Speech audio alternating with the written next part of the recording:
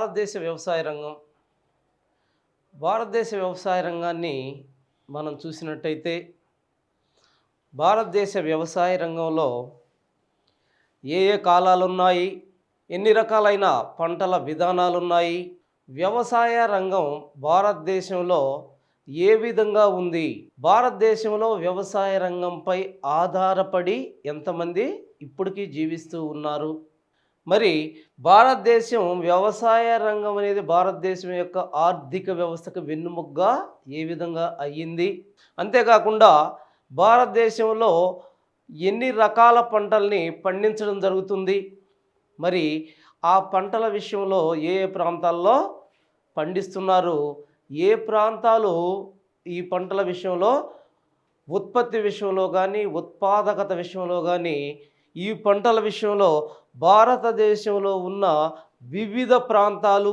మరి ఆ రాష్ట్రాలు, ఏ రాష్ట్రాలు ఉత్పత్తిలో అధికంగా ఉన్నాయి, ఉత్పత్తిలో తక్కువగా ఉన్నాయి, మరి ఈ సమాచారం మొత్తం కూడా మనం భారతదేశ వ్యవసాయ రంగం అనే చాప్టర్లో మనం క్షుణ్ణంగా అధ్యయనం చేయడం జరుగుతూ ఉంది. మొదటగా మనం చూసినట్టయితే భారతదేశం యొక్క అగ్రికల్చర్ అంటే వ్యవసాయ రంగం. అగ్రి అనేది ఒక వర్డ్, కల్చర్ అనేది ఇంకొక వర్డ్. దీనిలో మనం చూసినట్టయితే అగ్రికల్చర్ అనే ఆంగ్ల భాషా పదానికి మూలం యాక్చువల్గా అగ్రికల్చర్, అగ్రి మీన్స్ మట్టి, కల్చర్ మీన్స్ సాగు చేయడం. అగ్రి మీన్స్ మట్టి లేదా భూమి, కల్చర్ మీన్స్ సాగు చేయడం. భూమిని సాగు చేయడాన్ని మనం అగ్రికల్చర్ అంటున్నాము. It is the Greek word యాక్చువల్గా. మరి అసలు అగ్రికల్చర్ అంటే ఏంటి? అగ్రికల్చర్ అంటే సంయుక్తంగా దాని డెఫినేషన్ మనం చూసినట్టయితే అగ్రికల్చర్ అనగా వ్యవసాయంతో పాటు పశుపోషణ, చేపల పెంపకం, మరి ఏ అయితే అటవీ పెంపకం, సెరికల్చర్, ఎపికల్చర్, వీటి యొక్క సమృద్ధి అభివృద్ధిని మనం అగ్రికల్చర్ అని చెప్పుకుంటున్నాం. అగ్రికల్చర్ అంటే యాక్చువల్గా ఒక పంటలకు సంబంధించింది, అంటే పంటలకు సంబంధించింది అయినప్పటికీ నేను ఏదైతే చెప్తున్నానో పశువుల పెంపకం, అంతేకాకుండా సెరికల్చర్, ఎపికల్చర్, అడవుల పెంపకం, వీటి అన్నిటి యొక్క సంయుక్తమైన అభివృద్ధిని మనం అగ్రికల్చర్గా చెప్పుకుంటున్నాం, వ్యవసాయ రంగం అని చెప్పుకుంటున్నాము.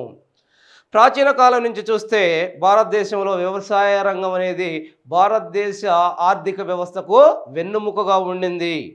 మరి ఇప్పుడు పరిస్థితుల్లో మనం ఒకసారి గమనించినట్టయితే భారతదేశం యొక్క అగ్రికల్చర్ పరిస్థితి ఏ విధంగా ఉంది, వ్యవసాయ రంగం యొక్క పరిస్థితి ఏ విధంగా ఉంది అని మనం పరిశీలించినట్టయితే వ్యవసాయ రంగం ప్రాథమిక రంగంలో ఉంది.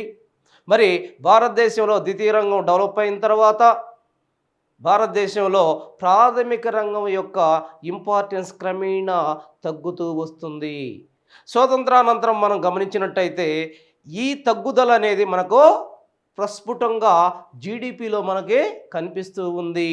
విచిత్రమైన పరిస్థితి ఏంటి అంటే ఒకప్పుడు స్వతంత్రం ముందు 50% కన్నా ఎక్కువగా జీడిపిలో వ్యవసాయ రంగం వాటా ఉంటే ప్రస్తుతం వ్యవసాయ రంగం వాటా 18%.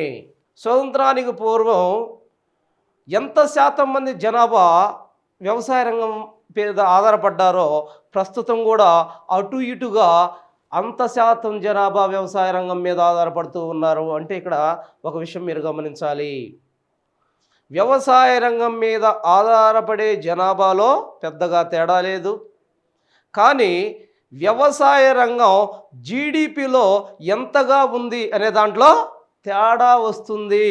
ఈ విషయాన్ని మీరు ఖచ్చితంగా గమనించాలి. ముందే చెప్పాను, స్వతంత్రానికి పూర్వం 50% కన్నా మన జీడిపిలో గ్రాస్ డొమెస్టిక్ ప్రోడక్ట్లో మనకి 50% కన్నా ఎక్కువగా వ్యవసాయ రంగం వాటా కలిగి ఉంటే ప్రస్తుతం 18% మాత్రమే ఉంది. ఆ విషయాన్ని గమనించాలి. అంతేకాకుండా భారత వ్యవసాయ రంగం లక్షణాలను మనం గమనించినట్టయితే భారత వ్యవసాయ రంగం లక్షణాలు కంపల్సరీగా మీరు ఖచ్చితంగా గుర్తుంచుకోవలసిన ఖచ్చితమైన విషయాలు ఇవి. వీటిలో మనం చూసినట్టయితే భారత వ్యవసాయ రంగం అనేది ఇది ఎక్కువగా సాంద్రతర వ్యవసాయ రంగం. ఎక్కువగా ముఖ్యంగా ఇవన్నీ కూడా వ్యవసాయ రంగంలో ఉత్పత్తి చేసే ఉత్పత్తులన్నీ కూడా ఎక్కువగా తన కోసమే, తన ఫ్యామిలీ కోసమే ఉత్పత్తి చేస్తున్నారు. ఇక్కడ వాణిజ్య రంగంగా చూసినట్టయితే ఇది చాలా తక్కువగా కనిపిస్తుంది. దీని యొక్క అభివృద్ధి వాణిజ్య ఉత్పత్తి అనేది వాణిజ్యపరమైన ఉత్పత్తి కాదు. మరి దేనికోసం ఉత్పత్తి చేస్తున్నారు? కేవలం మెజారిటీ తన యొక్క కుటుంబ అవసరాల కోసం మాత్రమే ఎక్కువగా పంటను పండించడం జరుగుతుంది. మరి రెండవ పాయింట్ మనం చూసినట్టయితే భారతదేశంలో ఉన్న కమతాలు అంటారు వీటిని. అంటే ఒక ఫ్యామిలీకి ఉన్న భూమిని కమతము అంటారు. మరి భారతదేశంలో జనాభా అధికంగా పెరగడం, భూమి పెరిగే అవకాశం లేకపోవడం వల్ల కమతాలు చాలా చిన్నగా ఉన్నాయి. కొన్ని కమతాలు చాలా చిన్నగా 1/2 హెక్టారు లేదా 1/4 హెక్టార్ వరకు కూడా ఉన్నాయి. మరి ఈ చిన్న కమతాలలో యాంత్రీకరణ సాధ్యం కాదు. ఈ చిన్న కమతాలలో యాంత్రీకరణ అనేది సాధ్యం కాదు. దానివల్ల ఈ కమతాలలో ఇప్పటికీ ఎడ్ల మీదనే వ్యవసాయం ఆధారపడి ఉంది. భారతదేశంలో మొత్తం 6,41,000 గ్రామాలు ఉన్నాయి. మరి ఈ గ్రామాలన్నీ కూడా గ్రామాల్లో మనం చూసినట్టయితే వ్యవసాయ రంగంలో అధునాతనమైన పనిముట్లు కానీ, యాంత్రీకరణ కానీ ఇక్కడ ఏ విధానంలో కూడా కనిపించదు. కేవలం ఈ ప్రాంతంలో మనకు కనిపించేది ఎడ్లను ఉపయోగించి భూమిని సాగు చేయటం మనం చూస్తూ ఉంటాం. మరి పురాతనమైన వ్యవసాయ పనిముట్లను ఇక్కడ ఉపయోగిస్తున్నారు. ఏదైతే యాంత్రీకరణ లేదో, ఏదైతే మిషనరీని ఉపయోగించట్లేదో, మరి ఏదైతే సరైన వ్యవసాయ విధానాలను అవలంబించటం లేదో, మరి సరైన రేషియోలో పురుగు మందులను కానీ మరి ఎరువులను కానీ వినియోగించకపోవడం వల్ల భారతదేశంలో ఉత్పాదకత తక్కువగా ఉంది. జాగ్రత్తగా గమనించాలి. ఒకదానికొకటి లింకులు పెట్టుకుంటూ చదువుకుంటూ ఉండాలి. మరి అంతేకాకుండా ప్రపంచ దేశాలతో పోల్చిన భారతదేశం యొక్క వ్యవసాయ భూమి మొత్తము భూమిలో 46% ఉంది. ప్రపంచంలో ఏ దేశంలో కూడా ఇంత భూమి వ్యవసాయ రంగానికి అనుకూలంగా లేదు. అంతేకాకుండా వ్యవసాయ రంగం మీద ఆధారపడ్డ జనం కూడా భారతదేశంలో చాలా ఎక్కువగా ఉన్నారు. అందుకే వ్యవసాయ రంగం మీద ఒత్తిడి భారతదేశంలో చాలా ఎక్కువగా కనిపిస్తూ ఉంటుంది. అంతేకాకుండా మనం ఇంకా కొన్ని విషయాలు మనం గమనించినట్టయితే భారతదేశంలో పంటలు పండటానికి కావలసిన అన్ని రకాల ఫెసిలిటీస్ వాతావరణ పరంగా కానీ మరి పర్యావరణ పరంగా కానీ వ్యవసాయానికి అన్నీ కూడా భారతదేశంలో అనుకూలంగా ఉన్నాయి. అయితే ఇక్కడ ఒక చిన్న విషయం ఉంది, దీన్ని మీరు ఖచ్చితంగా గమనించాలి. అదేంటంటే భారతదేశంలో మనం చూసినట్టయితే ఋతుపవనాల మీద భారతదేశం ఇప్పుడు కూడా ఆధారపడుతూ ఉంది. భారతదేశం యొక్క వ్యవసాయ రంగాన్ని ఋతుపవనాల జోదమని కూడా పిలుస్తారు. ఎందుకని? ఋతుపవనాలు సరిగా వస్తే భారతదేశంలో పంటలు విస్తారంగా పండుతున్నాయి. ఋతుపవనాలు సరిగా రాకపోతే భారతదేశం కరువు కాటకాల కాలవాలమైపోతుంది. సో భారతదేశంలో మనం చూసినట్టయితే దరిదాపులు 50% కన్నా ఎక్కువ వర్షాధారిత ప్రాంతాలుగా ఉన్నాయి. మరి ఈ ప్రాంతాల్లో ఇరిగేషన్ ఫెసిలిటీస్ అవైలబుల్ అయితే కానీ, అంటే నీటిపారుదల సౌకర్యాన్ని మనం కలిగించగలిగితే కానీ ఈ ప్రాంతాల్లో మనం వ్యవసాయాన్ని అభివృద్ధి చేయించలేం, పంటల్ని పండించలేని పరిస్థితి భారతదేశంలో మనకి ఇప్పటికీ కనిపిస్తూ ఉంది. ఈ విషయాలన్నీ కూడా మీరు కంపల్సరిగా గుర్తుంచుకోవాలి. భారతదేశంలో వ్యవసాయ రంగాన్ని మనం కానీ ఒక్కసారి క్షుణ్ణంగా పరిశీలిస్తున్నట్టయితే చాలా చిన్న కమతాలు ఉన్నాయి. వీళ్ళ వ్యవసాయం అంతా కూడా జీవనాధార వ్యవసాయం అంటారు. చాలా ఇంపార్టెంట్, గుర్తుపెట్టుకోండి. జీవనాధార వ్యవసాయం, సబ్సిస్టెన్స్ అగ్రికల్చర్ అంటారు, జీవనాధార వ్యవసాయం అంటారు. దీన్నే సాంద్రతర వ్యవసాయము అంటారు. మరి ఇక్కడ ఇరిగేషన్ ఫెసిలిటీస్ తక్కువగా ఉన్నాయి, కానీ మరి వీళ్ళు అధిక మొత్తంలో పురుగు మందుల్ని, మరి పెస్టిసైడ్స్ అంటే ఎరువులు, పురుగు మందుల్ని అధిక మొత్తంలో ఇక్కడ వాడటం తెలుస్తూ ఉంది. ఇక్కడ వాడటం తెలుస్తూ ఉంది. మరి ఇవి భారతదేశం యొక్క వ్యవసాయ రంగంలో మనకు కనిపించే ముఖ్యమైన విషయాలుగా మనం గుర్తుపెట్టుకోవచ్చు. భారతదేశం వ్యవసాయ రంగం. సో ఇంతవరకు మనం ఏం చూసాం? భారతదేశంలో వ్యవసాయ రంగంలో ఉన్న విభిన్నమైన పరిస్థితుల గురించి, మరి వాటి యొక్క ఇంపార్టెన్స్ గురించి మనం చర్చించడం జరిగింది. అంటే లోపాలు, దాంట్లో ఉన్న ప్లస్ పాయింట్స్ గురించి మనం చెప్పుకోవడం జరిగింది. మరి ఇప్పుడు భారతదేశం యొక్క పంట కాలాలు జాగ్రత్తగా చూడాలి. భారతదేశం యొక్క పంట కాలాలు, మరి పంట కాలాలను మనం చూసినట్టయితే భారతదేశంలో 3 రకాల పంట కాలాలు భారతదేశంలో మనకు కనిపిస్తూ ఉన్నాయి. ఏంటి ఆ పంట కాలాలు? భారతదేశంలో పంట కాలాలు అంటే పంటలు పండే కాలాలు 3 రకాలుగా మనం గుర్తించడం జరిగింది.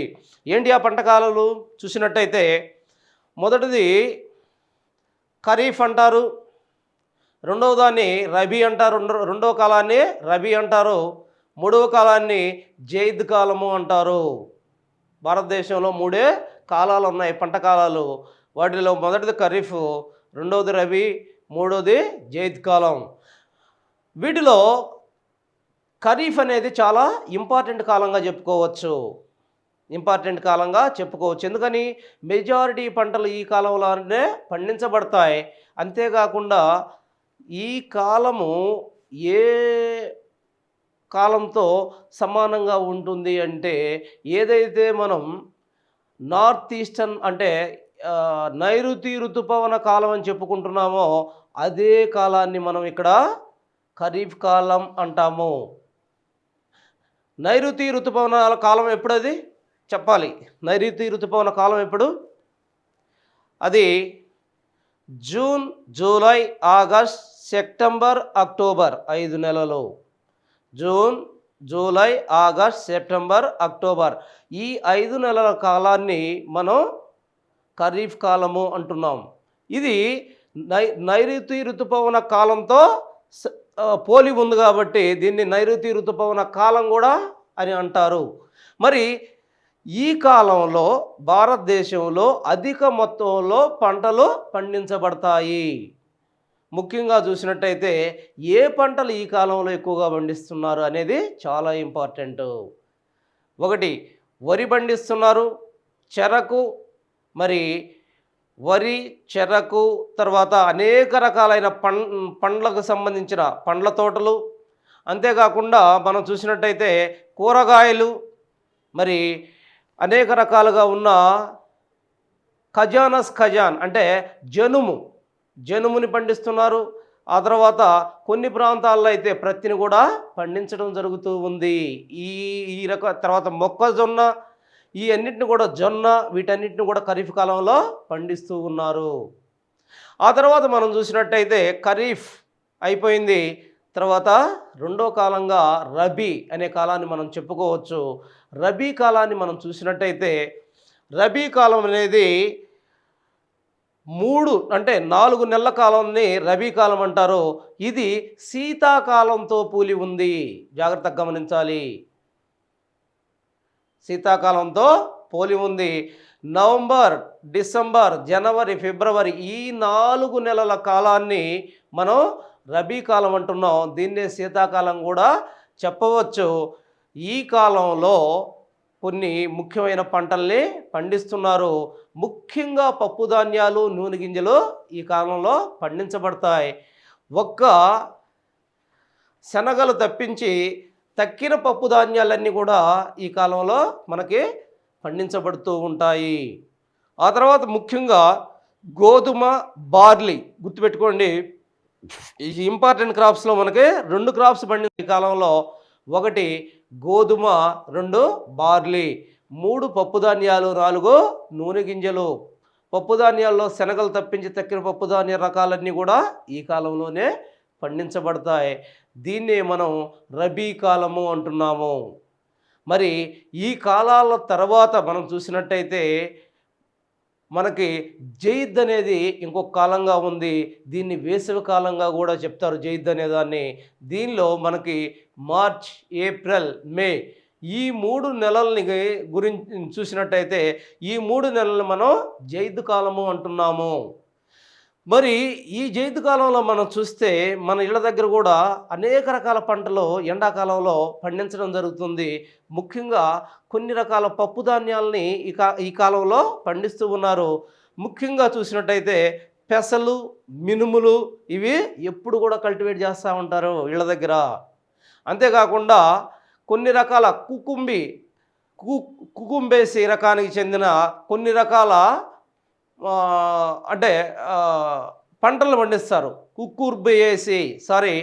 కుకుర్బియేసి అనే ఫ్యామిలీ, ఆ ఫ్యామిలీకి చెందిన కొన్ని రకాల పంటల్ని పండిస్తారు. ఆ పంటలు మనం చూసినట్టయితే ఏంటవి? దోస, పుచ్చ, అంటే బీర, వీటన్నింటిని కూడా ఆ కాలంలో పండించడం జరుగుతూ ఉంది. ఏ కాలంలో అది? మరి 3వ కాలమైన జైద్ కాలంలో వీటన్నింటిని కూడా పండిస్తూ ఉన్నారు. ఈ రకంగా భారతదేశంలో మనం పంట కాలాలుగా చూసినట్టయితే 3 రకాల పంట కాలాలని మనం గుర్తుంచుకోవచ్చు.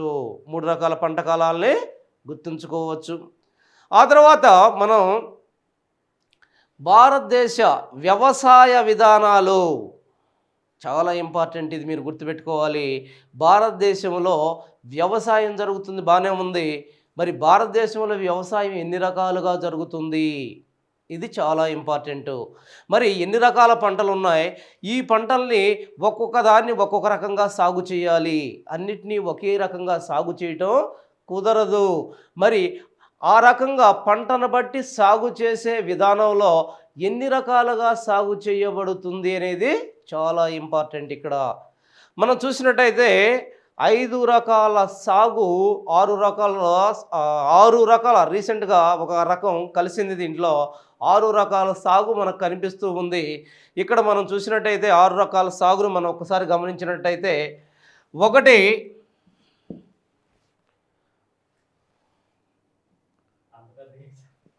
ఒకటి విస్థాపన వ్యవసాయము.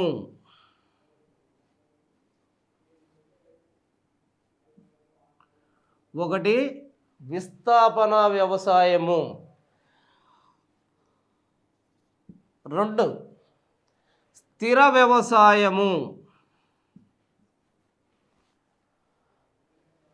3 సాంద్ర వ్యవసాయము. 4 విస్తృత వ్యవసాయము. 5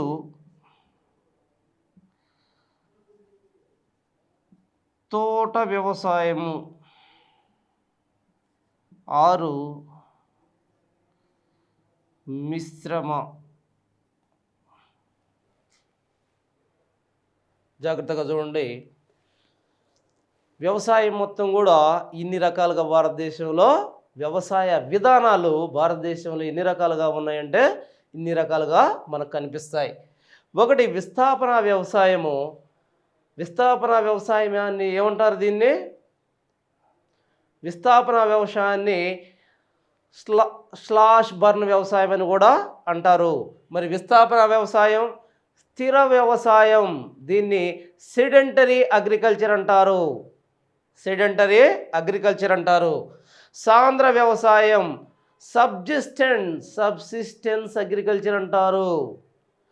మరి విస్తృత వ్యవసాయం, విస్తృత అంటే విస్తారమైన వ్యవసాయం.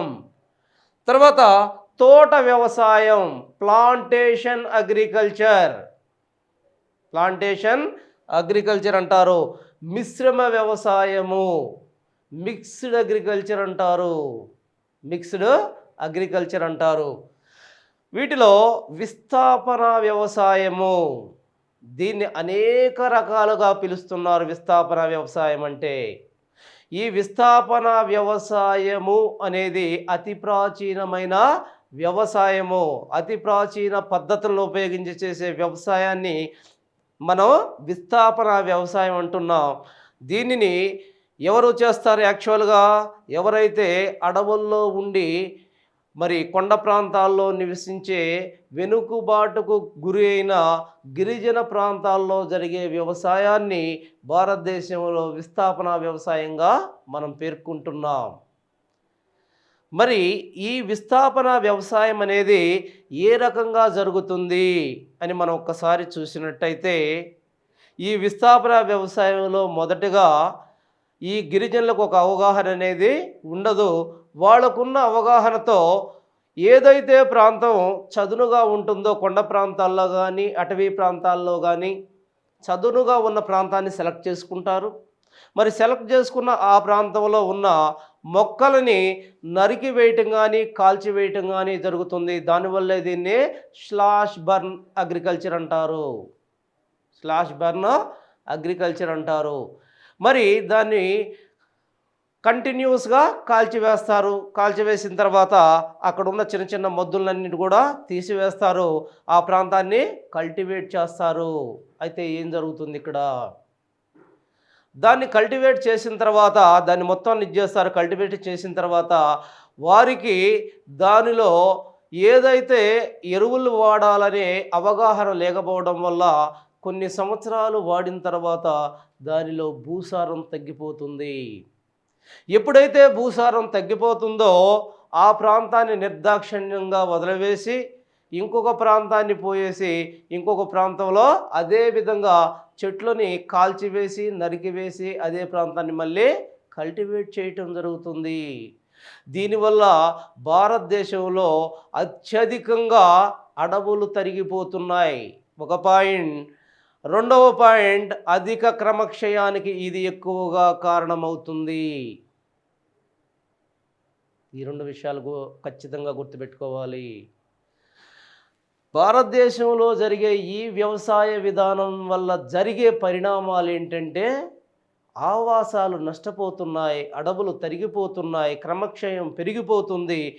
టోటల్గా భారతదేశంలో అధికమైన నష్టానికి, అటవీ నష్టానికి ఈ వ్యవసాయ విధానం కారణమవుతూ ఉంది. భారతదేశంలో అనేక ప్రాంతాల్లో ఈ వ్యవసాయం జరుగుతూ ఉంది. మరి ఈ వ్యవసాయంలో భాగంగా ఈ వ్యవసాయం చేసే ప్రాంతాలని వివిధ రాష్ట్రాలలో వివిధ పేర్లతో పిలుస్తున్నారు. చాలా జాగ్రత్తగా ఉండండి ఈ విషయంలో. అవి ఖచ్చితంగా మీరు గుర్తుపెట్టుకోవాలి. మరి ఏమేంగా పిలుస్తున్నారు అని మనం ఒక్కసారి చూసినట్టయితే, విస్థాపన వ్యవసాయంలో ఒక్కొక్క ప్రాంతంలో ఒక్కో రకంగా పిలుస్తున్నారు. చూడండి, ఒరిస్సా తీసుకుందాం. ఒరిస్సాలో ఏమంటున్నారు? వీటిని పామదాచి. ఏందది? నోరు తిరగిన పదాలు జాగ్రత్తగా గమనించాలి. పామదాచి, కోమన్, వింగా, బింగా అనేక రకాలుగా పిలుస్తున్నారు ఇక్కడ ఆ వ్యవసాయ విధానాన్ని. ఆ తర్వాత ఒరిస్సా తర్వాత మనకి మధ్యప్రదేశ్లో తీసుకుంటే పెండ, బీరా, దహియా. పెండ, బీరా, దహియా అని పిలుస్తున్నారు. ఎక్కడ? మధ్యప్రదేశ్. మరి మధ్యప్రదేశ్ తర్వాత మనకి జార్ఖండ్ తీసుకుంటే కిరువా, కిరువా అని పిలుస్తున్నారు. ఆ తర్వాత కేరళ తీసుకుంటే మనకి పోనం అని పిలుస్తున్నారు. కేరళ తీసుకుంటే మనకి పోనం అని పిలుస్తున్నారు. మధ్యప్రదేశ్, జార్ఖండ్ ఇవన్నీ గుర్తుపెట్టుకోండి. మరి తర్వాత కేరళ, ఈ గుర్తుంటే మీకు కొంతైనా అవగాహన ఉంటుంది వాటి మీద. కేరళ. ఆ తర్వాత మనకి హిమాలయాల్లో తీసుకుంటే కిల్, హిమాలయాల్లో తీసుకుంటే కిల్. తర్వాత వెస్టర్న్ ఘాట్స్ పశ్చిమ కనుమల్లో చూసినట్టయితే హిమాలయాల్లో కిల్, వెస్టర్న్ ఘాట్స్ పశ్చిమ కనుమల్లో చూసినట్టయితే మనకి వీటిని పశ్చిమ కనుమల్లో వీటిని కుమారి, కుమారి. తర్వాత రాజస్థాన్లో చూసినట్టయితే వీటిని వాత్రా, వాడ్రే, రాజస్థాన్లో వాత్రా, వాడ్రే అని పిలుస్తూ ఉన్నారు. మరి అస్సాం, అస్సాంలో తీసుకుంటే జూమ్ అని పిలుస్తున్నారు. అస్సాం, అస్సాంలో వీటిని జూమ్, జూమ్ అని పిలుస్తున్నారు అస్సాంలో. మరి మన దగ్గర ఆంధ్రప్రదేశ్లో వీటిని ఏమని పిలుస్తున్నారు? ఆంధ్రప్రదేశ్లో వీటిని ఏమని పిలుస్తున్నారు? ఆంధ్రప్రదేశ్ ప్రస్తుతం ఆంధ్రప్రదేశ్లోనే వీటిని ఏమని పిలుస్తున్నారు అనేది మనకి అవగాహన ఉంది. ఈ రెండు స్టేట్స్ విడిపోయిన తర్వాత ఏం పిలిచారు అనేది అవగాహన లేదు. అది గుర్తుపెట్టుకుంటే ఆంధ్రప్రదేశ్ అనే దాన్ని గుర్తుంచుకోండి. మరి ఆంధ్రప్రదేశ్లో దీన్ని ఏమని పిలుస్తున్నారు? పోడు వ్యవసాయము అంటున్నారు.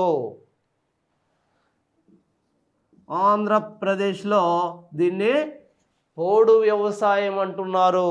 ఈ విషయాలన్నింటినీ కూడా మీరు గుర్తుంచుకోవాలి.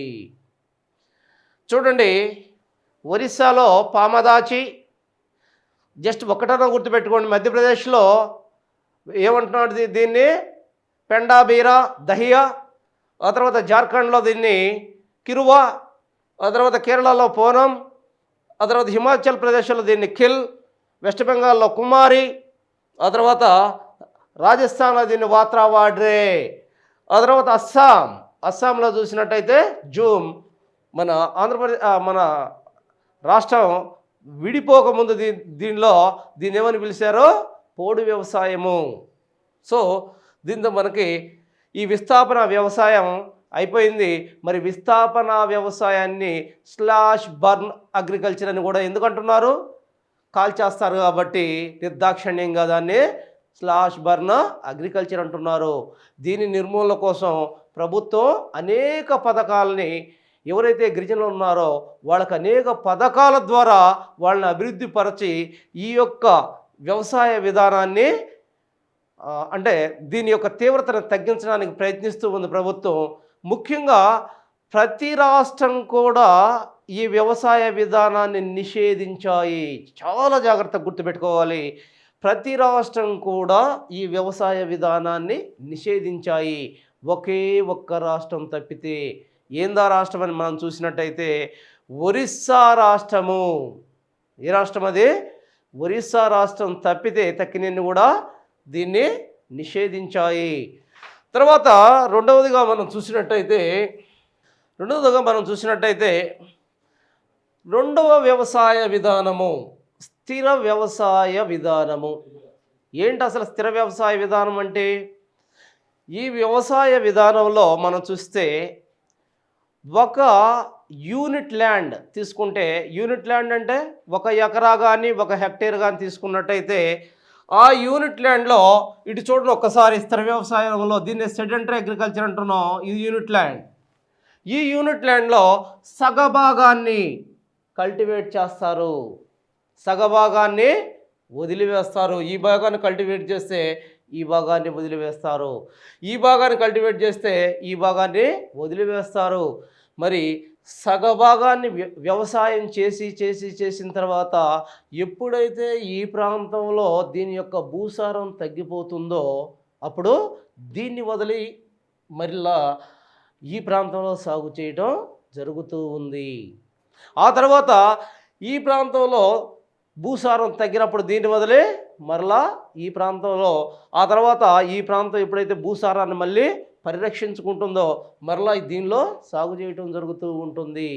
ఈ రకంగా మార్చి ఒక పీస్ ఆఫ్ ల్యాండ్లోనే మార్చి ఒక ప్రాంతంలో ఒకసారి మిగిలిన సగంలో ఒకసారి చేయడాన్ని మనం స్థిర వ్యవసాయం, దీన్ని సెడెంటరీ అగ్రికల్చర్ అంటున్నాం. మరి దీంట్లో గుర్తుపెట్టుకోవాల్సింది ఏంటంటే ఈ ప్రాంతంలో వ్యవసాయం చేసిన తర్వాత ఎన్ని సంవత్సరాలకి ఈ ప్రాంతానికి వదిలేసి ఈ ప్రాంతంలో వ్యవసాయం మొదలు పెడతాడు అనేది చాలా ఇంపార్టెంట్. మనం చూసినట్టయితే 10 నుంచి 15 సంవత్సరాల వ్యవధి తీసుకుంటాడు. ఒక సగభాగంలో వ్యవసాయం ప్రారంభించిన తర్వాత 10-15 సంవత్సరాల తర్వాత దాన్ని వదిలేసి ఇంకొక సగభాగంలోకి వెళ్తాడు. ఇది ఖచ్చితంగా గుర్తుపెట్టుకోవాలి. మరి ఆ కాలం ఎంత అనేది 10-15 సంవత్సరాలు. ఇది స్థిర వ్యవసాయంగా మనం చెప్పుకోవచ్చు. మరి స్థిర వ్యవసాయం, విస్థాపన వ్యవసాయం అయిపోయింది, స్థిర వ్యవసాయం అయింది మనకి. మరి సాంద్ర వ్యవసాయం అంటే ఏంటి? భారతదేశంలో అతి ఎక్కువ మంది, దరిదాపు 90%, 80-90% పీపుల్ దీన్ని ఫాలో అవుతున్నారు. సాంద్ర వ్యవసాయం అనేది చాలా ఎక్కువ మొత్తంలో భారతదేశంలో జరుగుతూ ఉంది. దీనిని సబ్సిస్టెన్స్ అగ్రికల్చర్ అంటారు. దీంట్లో సాంద్ర వ్యవసాయంలో దీన్ని జీవనాధార వ్యవసాయము అంటారు. ఏదైతే ప్రజలు తాము జీవించటం కోసం చేసే వ్యవసాయంగా దీన్ని పేర్కోవడం జరుగుతుంది. దీనిలో కమతాలు చాలా చిన్నగా ఉంటాయి. రైతు పండించే పంటను తన స్వవినియోగం కోసమే కానీ దీన్ని వాణిజ్యపరంగా ఉత్పత్తి చేయడం జరగదు. ఎక్కువగా తను తన కుటుంబాలు దీన్ని వినియోగించుకోవటమే కోసమే ఇక్కడ పండించటం జరుగుతుంది. చాలా జాగ్రత్తగా గమనించాలి. ఇక్కడ చూస్తే భూమి యొక్క కమతాలు చిన్నగా ఉంటాయి. దీనిలో అంటే పంట మీద ఒత్తిడి, ల్యాండ్ మీద ఒత్తిడి చాలా ఎక్కువగా ఉంటుంది. ఎందుకనంటే చిన్న పీస్ ఆఫ్ ల్యాండ్ మీద ఎక్కువ మంది ఆధారపడి ఉంటారు. ఆ భూమిలో నుంచి వచ్చే పంట మీదకి ఫ్యామిలీ మొత్తం కూడా ఆధారపడి ఉంటుంది. ఆ భూమి చాలా చిన్నగా ఉంటుంది. అందుకే 2-3 పంటల దాకా కూడా ఈడ పండించడం జరుగుతుంది. ఇరిగేషన్ ఫెసిలిటీస్ చాలా ఎక్కువగా ఉంటాయి. నీటిపారుదల అనేది చాలా ఎక్కువగా ఉపయోగించడం జరుగుతుంది. అంతేకాకుండా అధిక మొత్తంలో ఎరువులు, పురుగు మందులు ఈ ప్రాంతంలో ఉపయోగించబడుతూ ఉంటాయి. ఈ విషయాన్ని ఖచ్చితంగా గమనిస్తూ ఉండాలి. ముఖ్యంగా మనం చూసినట్టయితే వరి పండించే ప్రాంతాలన్నీ కూడా సాంద్రత వ్యవసాయం, ఆహార పంటలు ముఖ్యంగా ఈ ప్రాంతంలో పండించబడుతూ ఉంటాయి. ఏ పండించబడుతూ ఉంటాయి? మనం ఒక విషయం చెప్పుకోవాలి. విస్థాపన వ్యవసాయంలో ఎక్కువగా ఏం పండించబడతాయి? చిరుధాన్యాలు పండించబడతాయి. ఎక్కడో ఒకదిక్కడ ఆహార పంటలు పండించబడతాయి విస్థాపన వ్యవసాయంలో. కానీ అదే సాంద్రత వ్యవసాయంలో కంప్లీట్గా ఆహార పంటలే పండించబడతాయి ఇక్కడ. ఆ విషయాన్ని గమనించాలి.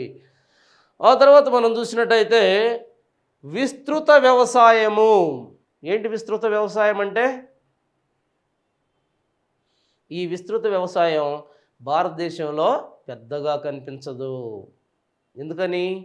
విస్తృత వ్యవసాయంలో ఉన్న కమతాలన్నీ, కమతం అంటే ఇందాకటి నుంచి నేను కమతం అంటున్నా. ఒక పీస్ ఆఫ్ ల్యాండ్నే కమతం అంటున్నాం. ఒక పీస్ ఆఫ్ ల్యాండ్ అంటే ఒక ఫ్యామిలీకి వచ్చిన భూభాగాన్ని మనం కమతం అంటున్నాం.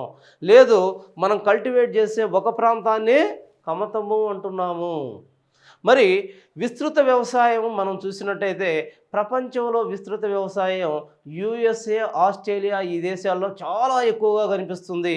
మన దేశంలో కేవలం ఏ ప్రాంతాలైతే మెట్ట ప్రాంతాలుగా ఉండి, ఏ ప్రాంతాలైతే చిరుధాన్యాలని అభివృద్ధి చేసే ప్రాంతాల్లో మాత్రమే మనకి విస్తృత వ్యవసాయం కనిపిస్తుంది. మరి ఆహార ధాన్యాల పండించే ప్రాంతాలలో మనకు విస్తృత వ్యవసాయం కనిపించదు.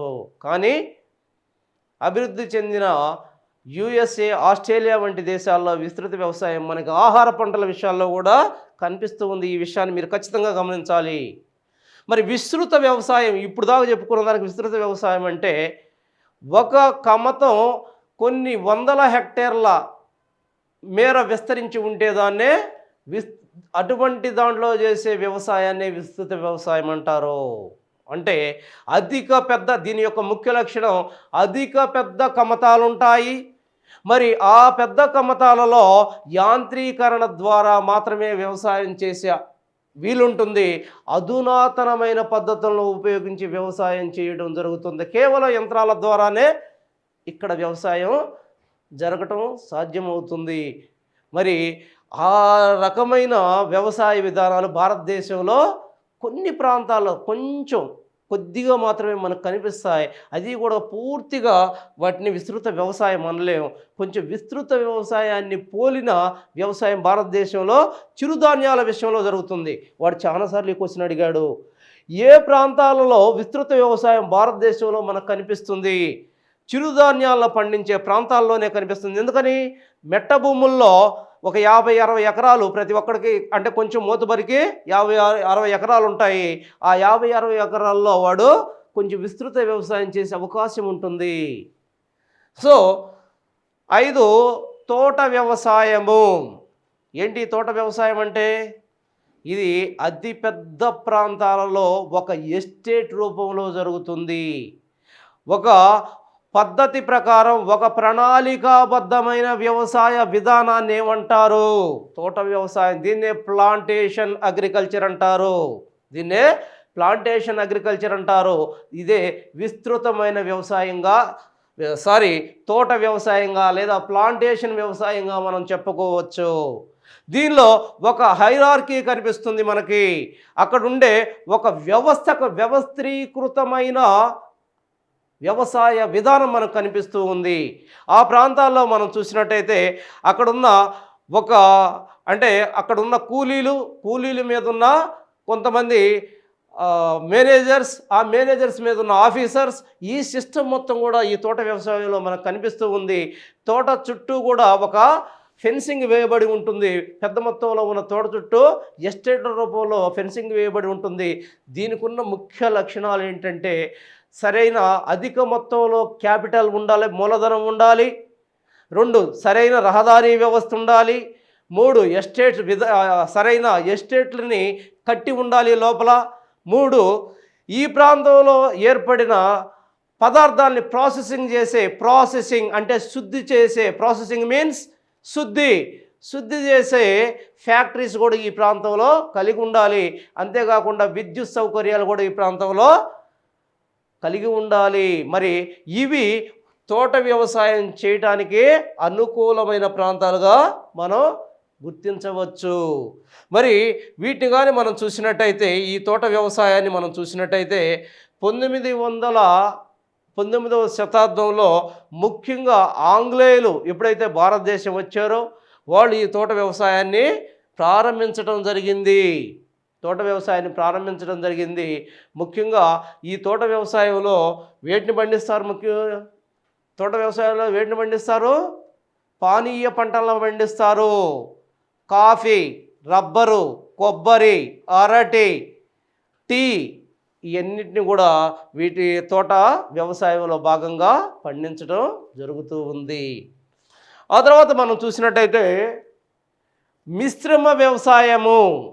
భారతదేశంలో మిశ్రమ వ్యవసాయం అంటే ఒక భౌగోళిక ప్రాంతంలో, ఒక యూనిట్ ప్రాంతంలో వ్యవసాయంతో పాటు పశుపోషణ, చేపల పెంపకం, మరి అదేవిధంగా పట్టుపురుగుల పెంపకం వంటివి వ్యవసాయపరమైన ఈ విధానాలని కొన్నిటిని కలిపి ఒకే ప్రాంతంలో అభివృద్ధి చేస్తూ ఉంటే దాన్నే మిశ్రమ వ్యవసాయంగా మనం చెప్పుకోవచ్చు.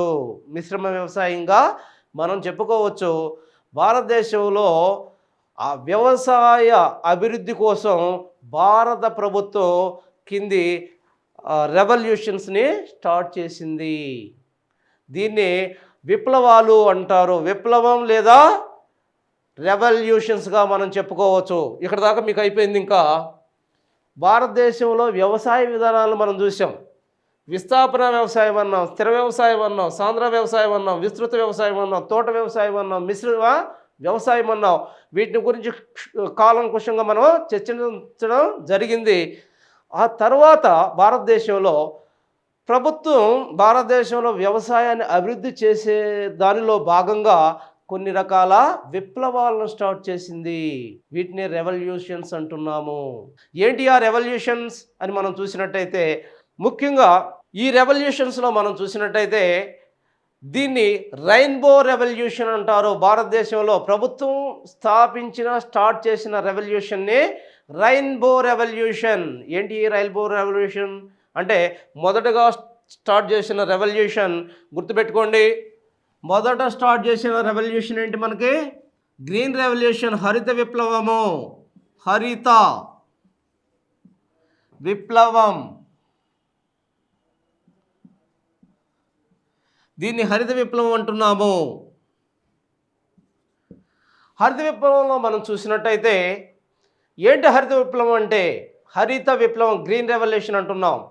దీన్ని ఒకసారి మనం చూసినట్టయితే స్వతంత్రానంతరం భారతదేశంలో క్షామాలు వచ్చాయి. మరి ఆహార ధాన్యాలకు కొరత ఏర్పడింది.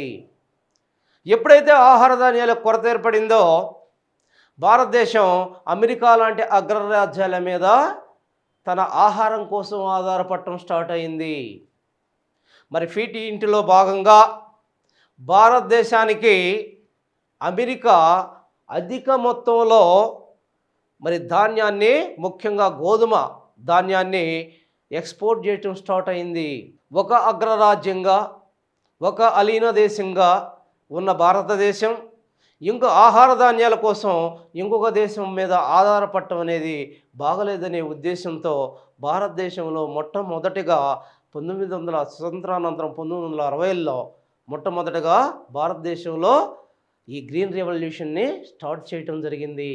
దీనిలో మనం గమనించాల్సింది ఏంటంటే, ఈ సినారియో కన్నా కూడా ముఖ్యంగా గమనించాల్సింది ఏంటంటే, అసలు గ్రీన్ రెవల్యూషన్ అనే పదాన్ని విలియం గాట్, ఎవరతను? విలియం గాట్ అనే అతను ఈ పదాన్ని వాడటం జరిగింది మొట్టమొదటగా. అయితే ఫాదర్ ఆఫ్ గ్రీన్ రెవల్యూషన్ అని ఎవరిని అంటారు? ఫాదర్ ఆఫ్ గ్రీన్ రెవల్యూషన్ అని ఎవరిని అంటారు? ఎవరిని అంటారు ఫాదర్ ఆఫ్ గ్రీన్ రెవల్యూషన్ అని? Norman Borlaug. ఎవరినన్నారు? Father of green revolution. ఇక్కడ హరిత విప్లవంలో భాగంగా అసలు హరిత విప్లవం అనే పదాన్ని గురించి మాట్లాడినవాడు ఎవరో? William Gaud. మరి అలా కాకుండా ఫాదర్ ఆఫ్ గ్రీన్ రెవల్యూషన్ అని ఎవరినన్నారు? Norman Borlaug. ఈ నార్మన్ బోర్లాగ్ అనే అతన్ని ఫాదర్ ఆఫ్ గ్రీన్ రెవల్యూషన్ అంటారు. ఎందుకని?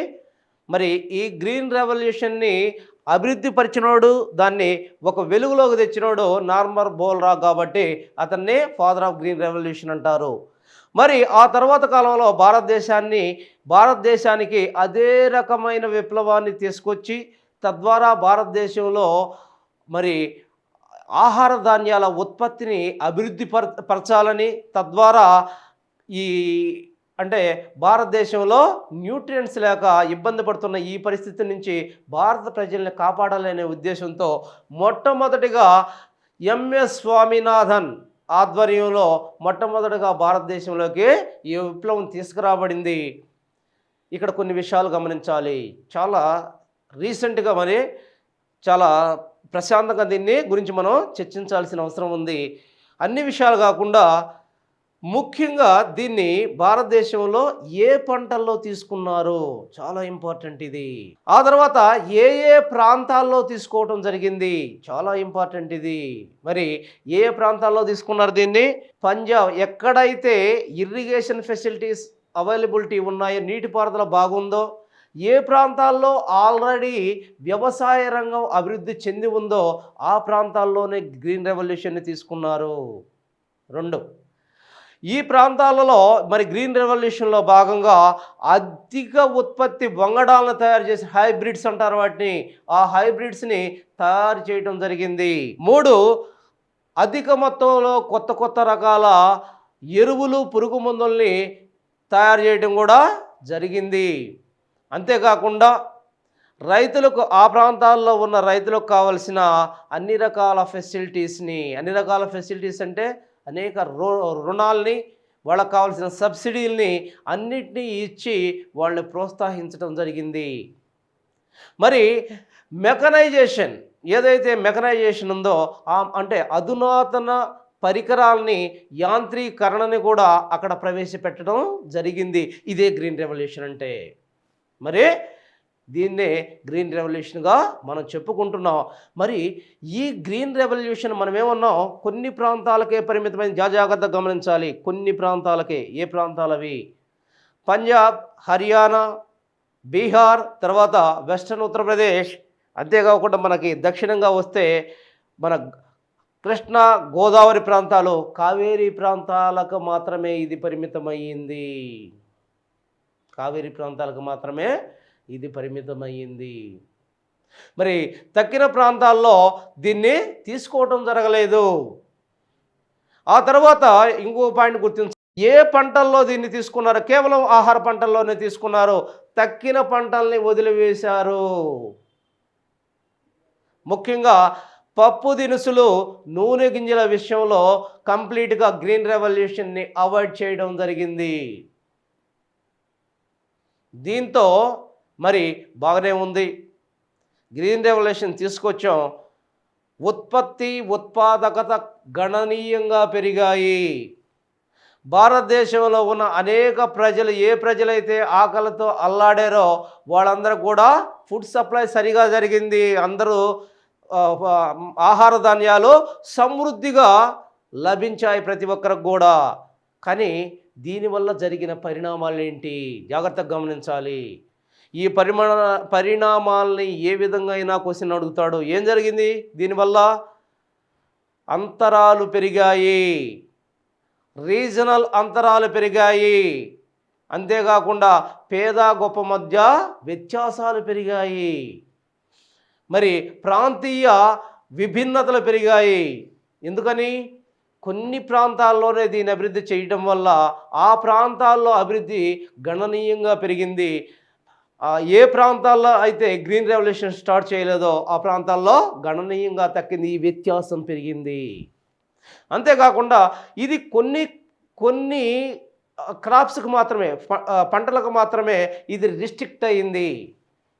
కేవలం ఆహార పంటలకు రిస్ట్రిక్ట్ అవ్వటం వల్ల ఏ ప్రాంతాల్లో ఆహార పంటలు పండుతాయో ఆ ఆహార పంటల్లోనే హైబ్రిడ్స్ రావడం, ఇవన్నీ కూడా డెవలప్ అవ్వడం జరిగింది. తక్కిన ప్రాంతాలన్నీ కూడా వెనకబడిపోయాయి.